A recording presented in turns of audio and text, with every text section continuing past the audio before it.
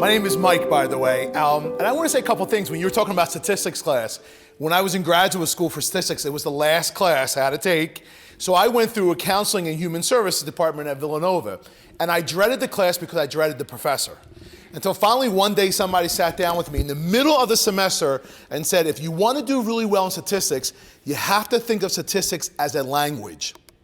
If you can see statistics as a language and not as math, you'll do better. And guess what? They were great words of advice because I started to understand statistics as a language.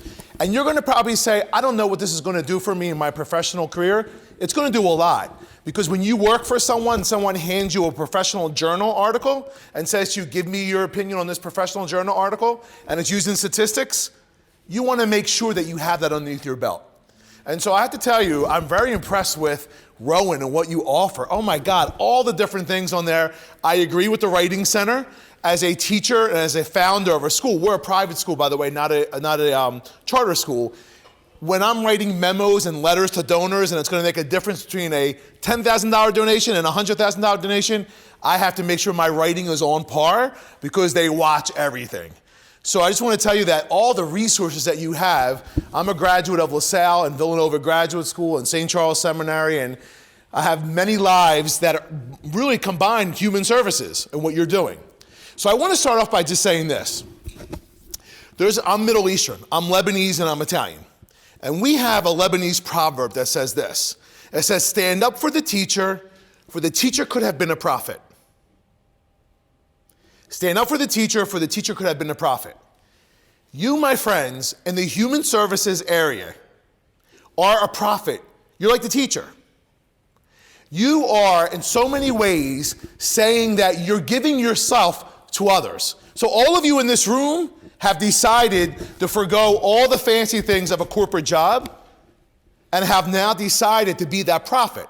Because let me tell you, your voice is probably one of the most impactful voices that some people will ever encounter in your life. And I can say that as someone who graduated with an education background, someone who graduated with a master's in school counseling and in human services. So at Villanova, they were twin master's degree. So just think about that, and I want you to know that. You are going to be the prophet. You're going to be the voice that people are going to follow because there's something that you have that not everybody's called to this major. You think with the heart and the mind. I know you do, because that's what this major reflects. I know that it has a good reputation at the school because, as we were sharing earlier, one of our newest employers is a graduate of this program. And I'll be honest with you, she excelled. Her name is Shay Mayer. She excelled in the program. She excelled with us. And when it came time for an opening, we created an opening for her. And she's doing incredible work. So the reputation of this program, I have to tell you, I know with a group of educators, is incredible. And hearing all those resources. So again, my name is Mike Marrone. I grew up in South Philly. I still live in South Philadelphia. I had to drive. When you live in South Philly, everything's far away. And I'm saying to myself, oh my God, I got to go to Camden, trying to find my way. It was easy. Got here in no time. So I was an education major. I wanted to start my own school. The reason why I wanted to start my own school is because in education is very trendy. And it's a shame because in that trendiness, we're messing up a lot of students' their lives. We really are. Everything is just so trendy and everything changes from time to time. But I wanted to create a school that can encompass every type of learner, that we would be able to differentiate learning for every student that sits there. The only way you can do that is through technology. And the only way you can do that is by becoming a private, independent school. So what does that mean? Well, in my quest to get to school, we did apply for a charter. At that time, my name wasn't Michael Marrone. My name was Father Michael Marrone. I was a priest of the Archdiocese of Philadelphia. I loved being a priest, but I knew that, I was being called to do something else. And starting my own school or starting a school just wasn't in the card games for the priesthood.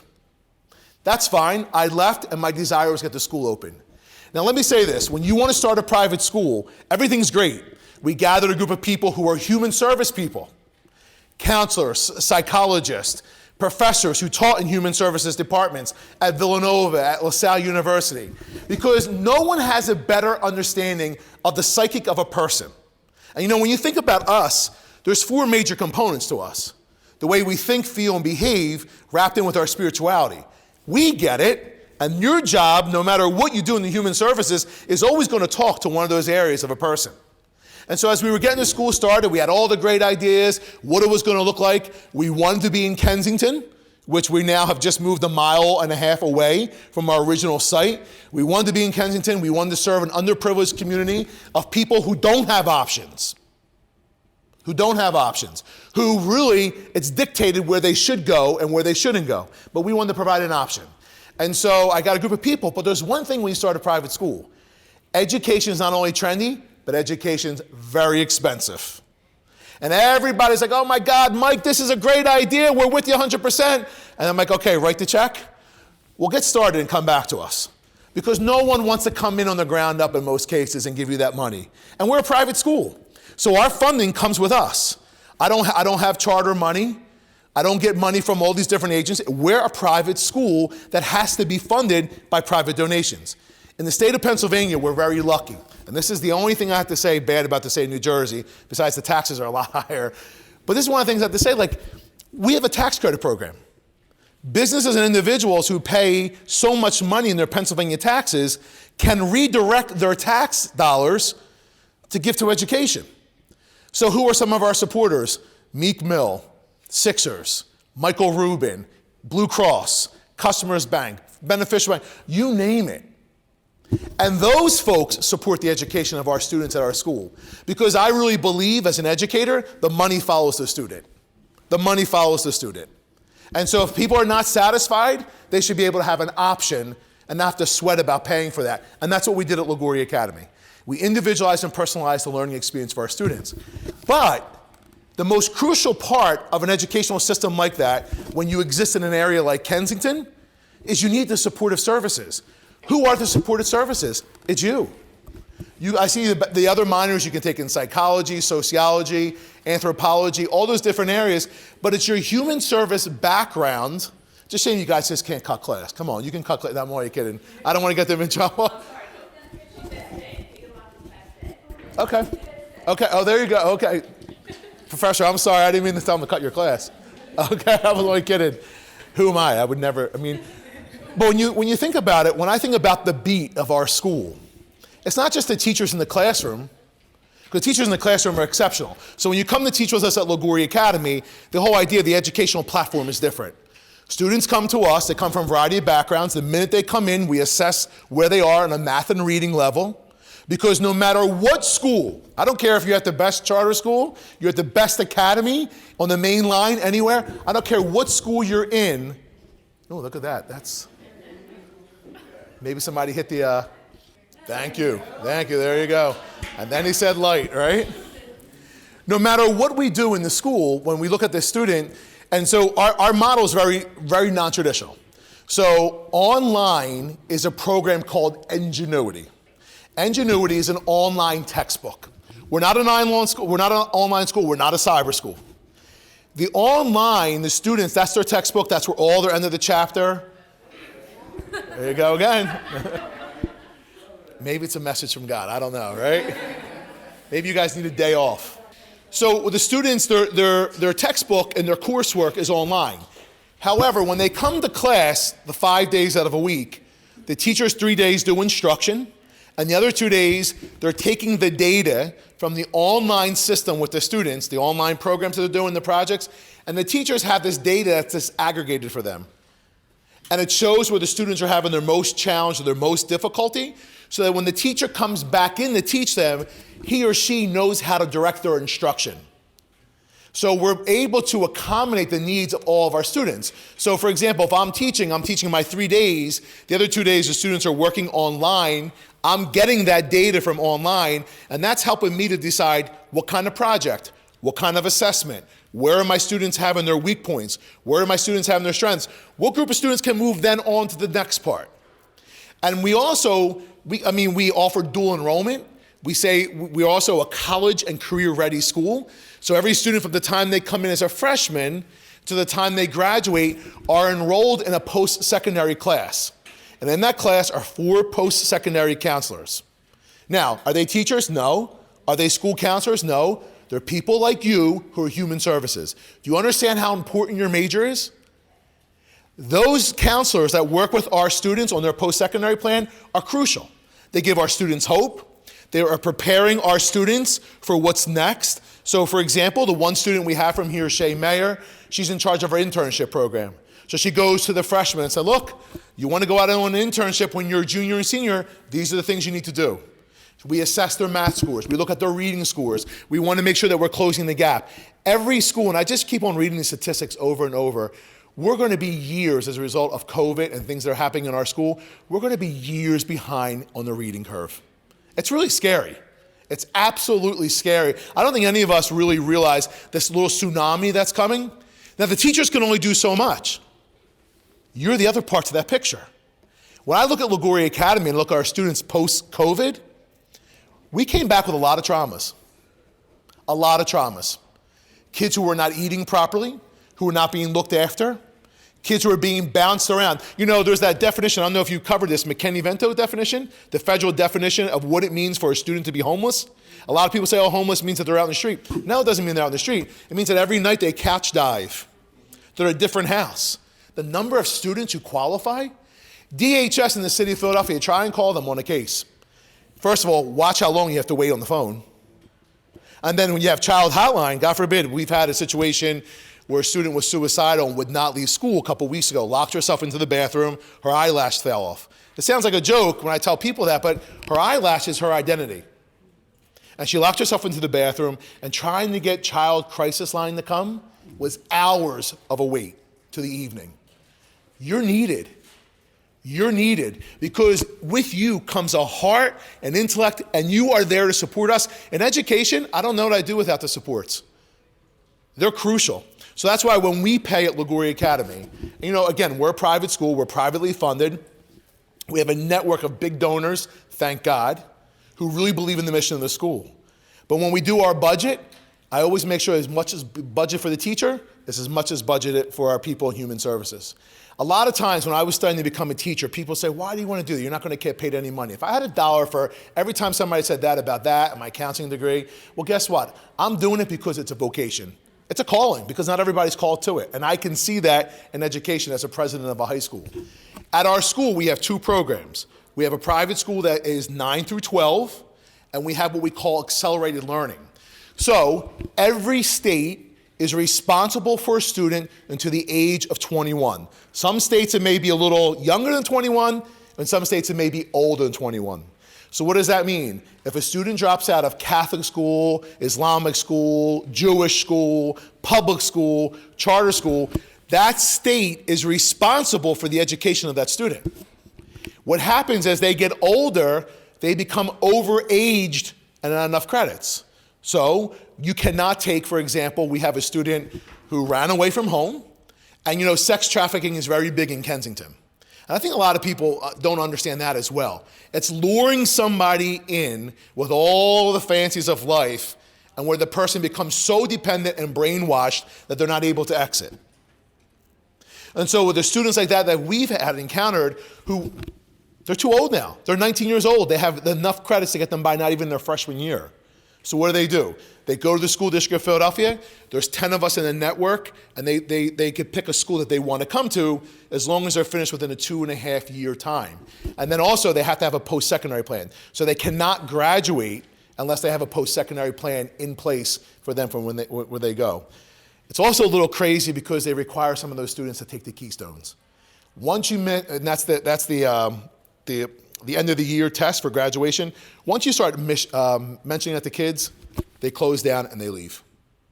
So now the school district has gotten wise in the state of Pennsylvania. It says that students can do internships, they can go into a certain certification. So at our school, we built a construction trade center in the basement in conjunction with a company called ABC.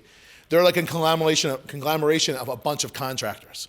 So why do I say all this to you? I want you to come work with us. Come volunteer. Please come volunteer. If you're anything like Shay, who graduated from here, and if you have that heart where it really makes up and encompasses someone in human services, come visit us. Our kids are incredible. We're 225 students. We have a contract for the group of students in the School District of Philadelphia. We have a contract with Philadelphia Works for our workforce initiative because, again, we don't push college as the only choice. That ship has sailed a long time ago. We don't. Last year, give you a perfect example, our senior class, 65% college, the remaining students went on to some type of workforce experience, not a job, a workforce experience. So for example, we have one girl who wanted to go into the military, but Rivers Casino, who is our neighbor, is hiring kids to go into the School of Dealership, the School of Casino Hospitality.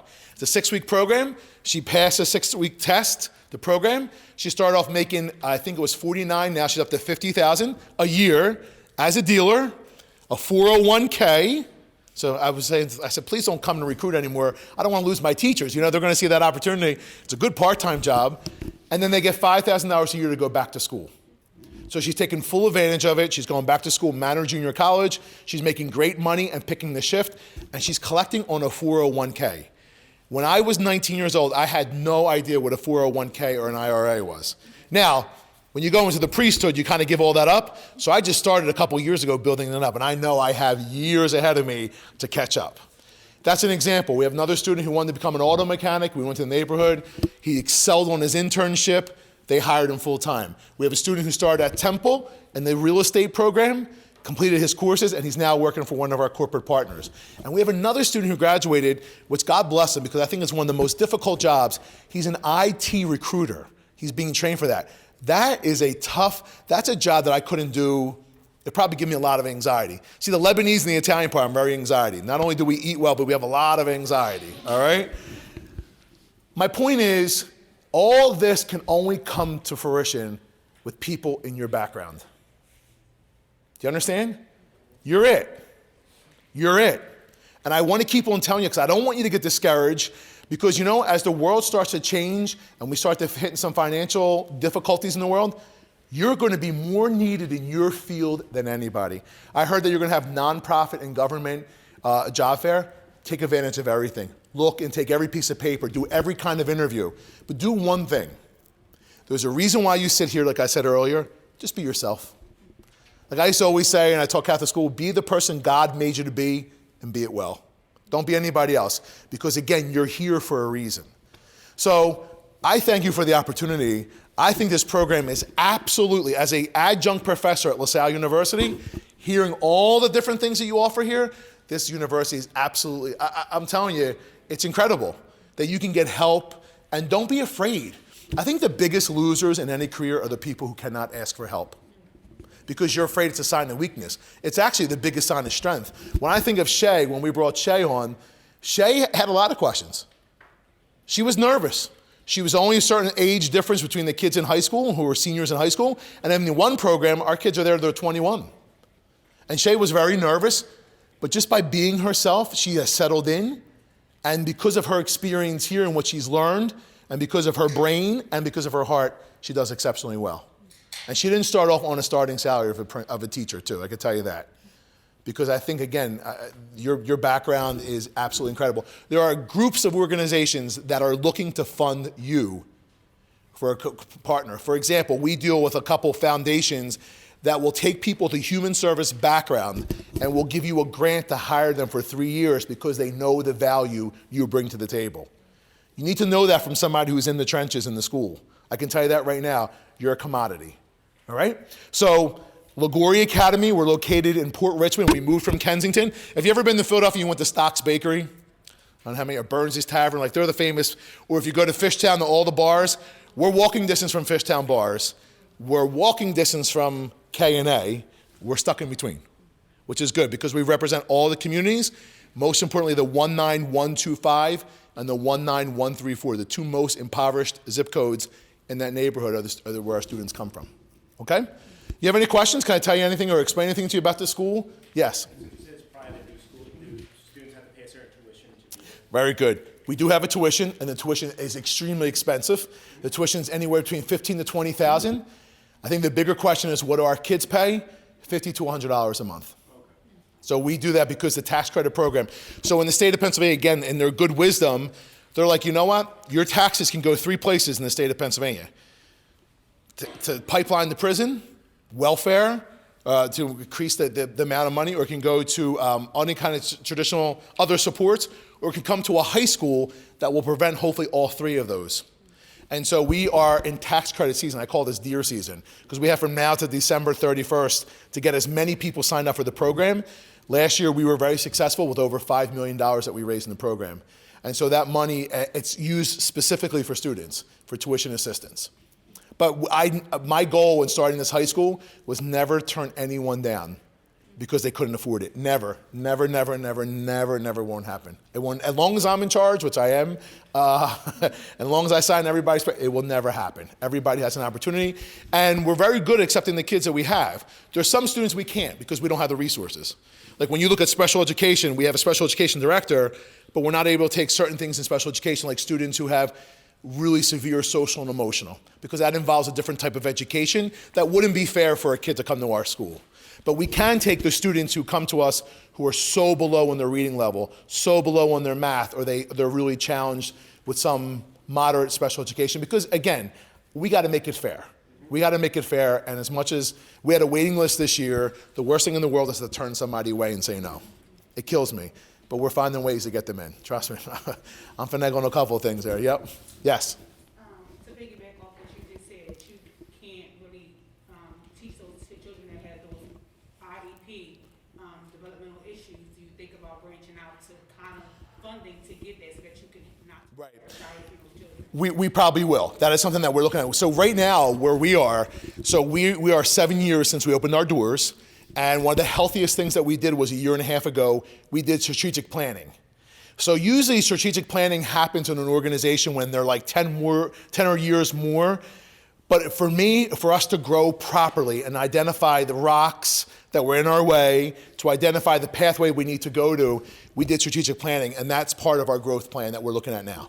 Yep. So the growth plan is like the next 5 years, we're gradually phasing different parts. For example, our building, if you ever know there's a nuclear war coming, come to us. It was built in 1845.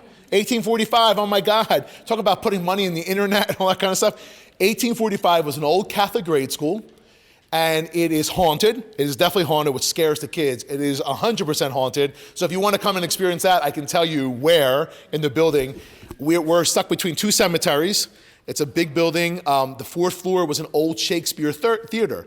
So before the Academy of Music in Philadelphia was built, people would come to this building and come to shows. And so when we moved in, the fourth floor at one time was a commercial school. So for women who didn't want to go to traditional high school, they wanted to learn secretarial skills, court stenography and all that, they had these commercial schools.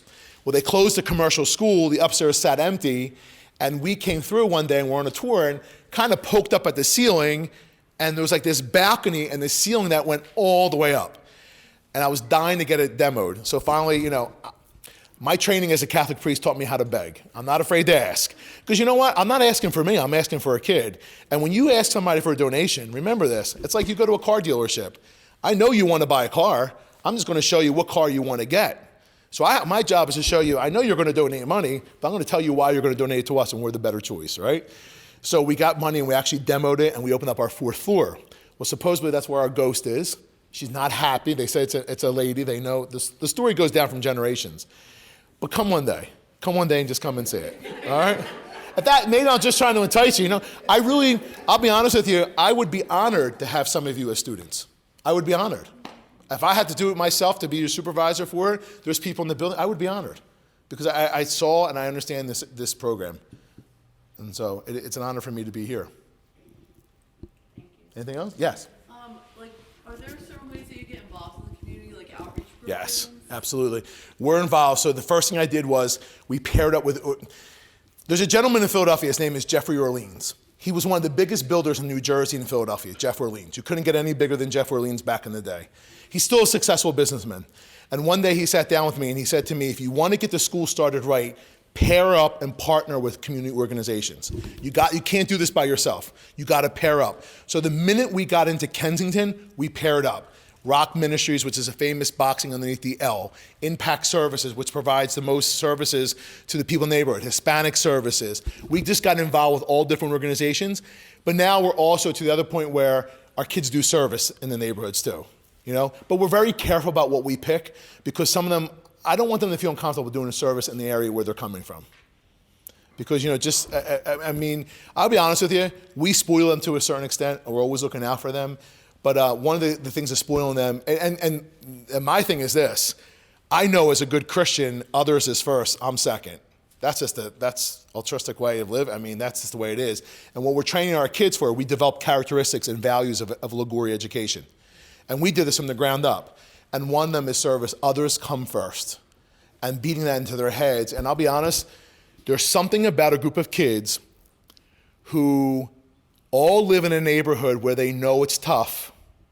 Kids who come from a lot of the same emotional backgrounds, there's a bonding that takes place that's like no one's business. I can't explain it. I really can't. They wanted an athletic director. We went and we hired an athletic director. They don't want sports. They're doing robotics. We have an esports center. They're doing 3D printing. There's something that the way they bond. And our school is equal across the board. Latino, African American, white, across the board. It's very diverse. It's a beautiful place to be. Boys versus girls.